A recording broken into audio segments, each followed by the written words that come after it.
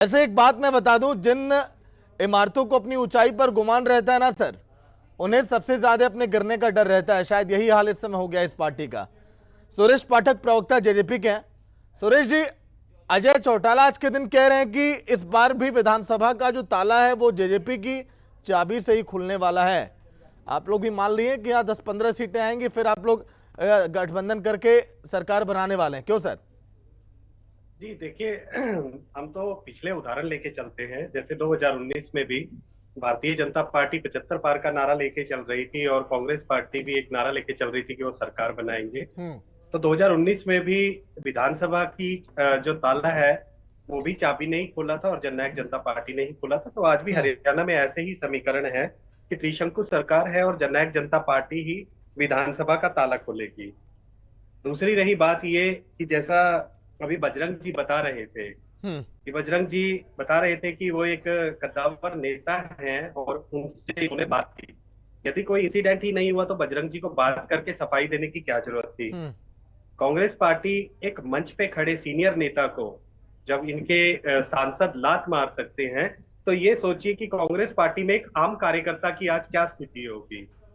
मैं तो केवल और केवल यही कहूंगा कि चुनाव से पहले जो भारतीय जनता पार्टी और कांग्रेस पार्टी की एक धारणा है कि एक हरियाणा के अंदर एक ऐसी हवा बना दीजिए कि हमारी सरकार आ रही है, जबकि रिजल्ट आने के बाद बिल्कुल ही परिस्थितियां इनकी धारणाओं के विपरीत हो जाती हैं और इनको फिर किसी ना किसी दल का सहारा लेना पड़ता है सरकार में चलने के लिए।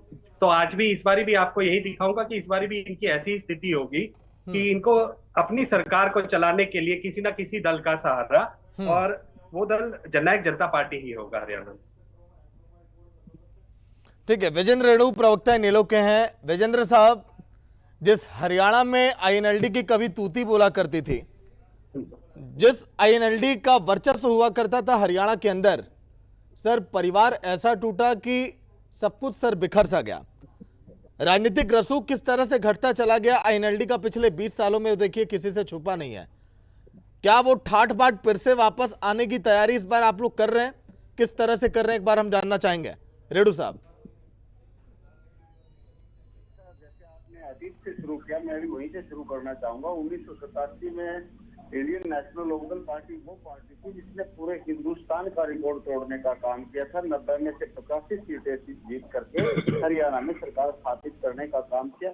इसके बाद जो है ना 1999 में फिर हमारी सरकार बनी 2000 में, और 2005 तक हमने शासन करने का काम किया। इसके बाद कांग्रेस की सरकार आ जाती है, और कांग्रेस की सरकार आने के बाद जो असली कार्यक्रम यहाँ से शुरू होता है।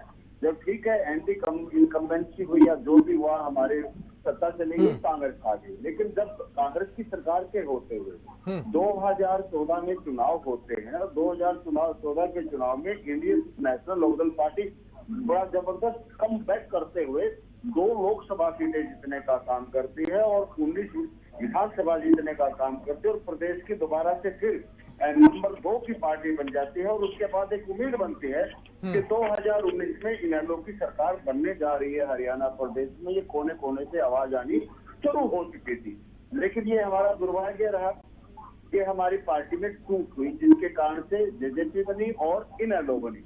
और कहीं ना कहीं लोगों ने, प्रदेश के लोगों ने माना कि जेजेपी के जो सांसद हैं दुष्यंत जी, वो युवा व्यक्ति हैं और शायद वो कुछ बड़ा करने में कामयाब होंगे प्रदेश का। और दूसरा, उन्होंने नारा ऐसा दिया कि हम जो है ना भारतीय जनता पार्टी को जमुना पार भेजने का काम करेंगे, किसानों की भलाई का काम करेंगे।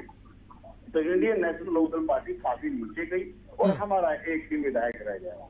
लेकिन जब एक विधायक रहा और जिस प्रकार से पार्टी के साथ ये बड़ा पारिवारिक विश्वासघात हुआ, उस विश्वासघात को लेकर के जब अजय सिंह चौटाला जी जनता के बीच में गए और उन्होंने जनता की आवाज बनने का काम किया, एक लंबा संघर्ष किया, आज इंडियन नेशनल लोकदल पार्टी बहुत जबरदस्त कम बैक कर चुके हैं।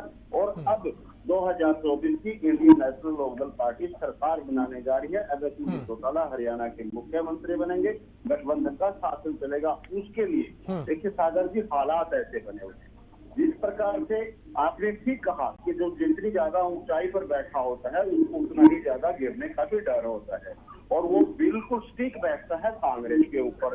क्योंकि लोकसभा में कांग्रेस प्रदेश में सोचा था कि हम इनको 10 की 10 सीटें भी दे सकते हैं, परंतु ये इतनी ऊंचाई पर बैठे थे कि इनके उस समय भी चाहे अनेकों कारण मैं गिना सकता हूँ वो रहे जो ये 5 पर आकर के सिमट गए हैं। और अब जो ये अपना असली चरित्र कांग्रेस ने दिखाना शुरू कर दिया है। आप कहते हैं या सभी साथी कहते हैं बुजुर्ग पंजाबी नेता को इन्होंने लात मारने का काम किया। इससे पहले लात चलनी शुरू हो चुकी थी इनकी। पहले इन्होंने अपने नेताओं को लात मारने का काम किया, लात मार मार करके उनको भगाने का काम किया, चाहे उसमें कुलदीप बिश्नोई जी हो और चाहे किरण चौधरी जी हो और चाहे अन्य नेता थे, उनको लात मारने का काम किया। अब जब वो नेता खत्म हो चुके हैं या नेता काफी कम बचे हैं या 1-2 नेता बचे हैं, उनको भी लात मारने का काम किया हुआ है, शुरू किया हुआ है। और जब देखा कि नेता तो सारे निकल गए हैं और ये दूसरे भी शायद निकलने की तैयारी कर चुके हैं, तो अब इन्होंने वर्करों को लात मारना शुरू कर दिया है। यानी इनकी लात बहुत चलती है और ये लात ही इनको डुबोने का काम करेगी। किस प्रकार से टिप्पणियां पहले हमारे साथी भारत। ठीक है रेणु जी, इस तरह के ठीक है सर, लौट कर आएंगे। जब आपने इतने सवाल खड़े किए तो बजरंग दास गर्ग जी जवाब भी दे रहे हैं इसका। आज तीनों पार्टियां बजरंग जी आपको देखिए कटघरे में खड़ा कर रही हैं। बजरंग जी, आपने जो संकल्प पत्र जारी किया है ना सर, आपने संकल्प पत्र नाम दिया, बीजेपी ने देखिए गारंटी पत्र नाम दिया और भी कई पार्टियां अलग अलग नाम देंगे। उसमें बड़े बड़े शब्दों में बड़े मोटे अक्षरों में लिखा है कि जो बुजुर्ग हैं उनको आप 6,000 पेंशन आप देंगे, बुजुर्गों का सम्मान आप करेंगे। लेकिन बुजुर्ग अब डरने लगे कि कहीं आपके नेता उनको लात न मारने लगे। क्या कांग्रेस के सांसद जो जयप्रकाश जी हैं, सर पूरी बात आप सुन लीजिएगा फिर आप पूरा आराम से जवाब दीजिए। जयप्रकाश जी से पार्टी इतना डर रही है क्या? दबाव में आकर आप लोगों ने उनके बेटे को टिकट दे दिया। अब आप लोगों के ऊपर इतना दबाव है जेपी साहब का कि जेपी साहब महिलाओं को बोल रहे हैं लिपस्टिक बिंदी आप लोग लगाइए, तो हम लोग भी लगा के निकल जाते हैं। विरासत चलाने की बात वो कर रहे हैं, वही जेपी बुजुर्गों को लात मार रहे हैं। कितने सवाल खड़े करूं सर? सागर जी आपने सवाल पूछ लिए। हाँ सर, पूरा हो गया मेरा। 3 प्रवक्ताओं के जवाब देने मुझे कुछ समय चाहिए। मैं ये बताना चाहता हूँ, आपने कहा जेपी पर सवाल उठा दिया आप, और जेपी का जवाब दे चुका। आपका रिपोर्टर भेजो चिक्का के अंदर, उसने सभी को बयान दे चुका है आज कि ऐसी कोई बात नहीं है। ये राजनीति ना सर, मैं तो ये पूछ रहा हूँ आपसे, क्या जयप्रकाश जी से पार्टी इतना डर रही है क्या कि कोई एक्शन नहीं लिया जा रहा? आपको पता है ऐसा नुकसान हो सकता है इस तरह की अगर करतूतें वो करेंगे मंच पे तो? किस चीज का एक्शन लेंगे? किस बात का एक्शन है? हमारा कमाल करो आप। मतलब कि आप लोग को कोई अफसोस नहीं है? आपने नेशनल टीवी चैनल पर आप बैठ कर करें, आपको अफसोस नहीं है ना सर? बुजुर्गों को लात मार रहे हैं, आपको कोई दिक्कत नहीं है कांग्रेस पार्टी को? आप कल को जेपी साहब 4 लात और मार दें, आप लोग कहेंगे हाँ कोई दिक्कत नहीं, हम क्या एक्शन लें? क्यों सर? आप 4 बार झूठ बोलकर उसको सच नहीं बनवा सकते। झूठ रहेगी। मैं कहता हूँ काट की अंडी 1 बार चढ़ती है, 2 बार चढ़ती है, तीसरी बार नहीं चढ़ती। आपको ये पता है ये भीड़ भड़ाके के अंदर धक्का मुक्का हो रही थी, उसके ऊपर नहीं सर, देखिए आपके बयान से बजरंग जी ये लग रहा है मुझे, कल को अगर जेपी साहब किसी को गाली दे के मंच से उतार भी देंगे ना सर, आप लोग कहेंगे उन्होंने सफाई दे दी है और पार्टी क्या एक्शन ले।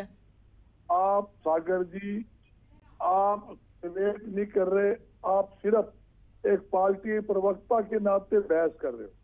आपने सवाल किया, मेरा सवाल पूरा सर आप किसी पार्टी को रिप्रेजेंट कर रहे हैं सर, जवाब तो आप ही से लूंगा मैं कर रहा हूँ और मैं पार्टी की इस मंच के ऊपर बोल रहा हूँ और पूरी कांग्रेस पार्टी के बिहाफ पे बोल रहा हूँ। किसी प्रकार की कुछ भी घटना नहीं हुई। आप एक साथी पूछ रहा था कि घटना नहीं हुई तो गर्ग साहब ने उनसे बात क्यों की? बड़ा अच्छा सवाल किया।